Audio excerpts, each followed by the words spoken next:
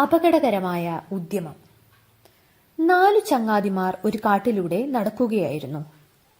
വഴിയിലൊരിടത്ത് അവർ കുറച്ച് എല്ലുകൾ കൂടിക്കിടക്കുന്നത് കണ്ടു. 4 പേരും കൂടി എല്ലും കഷ്ണം നോക്കി നിന്നു.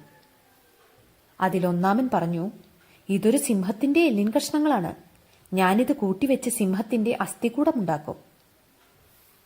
രണ്ടാമൻ പറഞ്ഞു, "ഞാനാ അസ്ഥികൂടത്തിന് മാംസവും തൊലിയും കൊടുത്ത് അത് ഒരു സിംഹത്തിന്റെ ഉടലാക്കാം." അപ്പോൾ മൂന്നാമൻ പറഞ്ഞു, "വേണ്ട, ഇതൊരു അപകടം പിടിച്ച കളിയാകും." പക്ഷേ മറ്റു 3 പേരും മൂന്നാമന്റെ വാക്കുകൾ കേട്ടില്ല എന്നു മാത്രമല്ല, നാലാമൻ ഇങ്ങനെ പറഞ്ഞു, "ഞാനിതിന് ജീവൻ കൂടി നൽകും." മൂന്നാമൻ വീണ്ടും പറഞ്ഞു, "അരുത്, ഇത് അപകടമാണ്, അരുത്."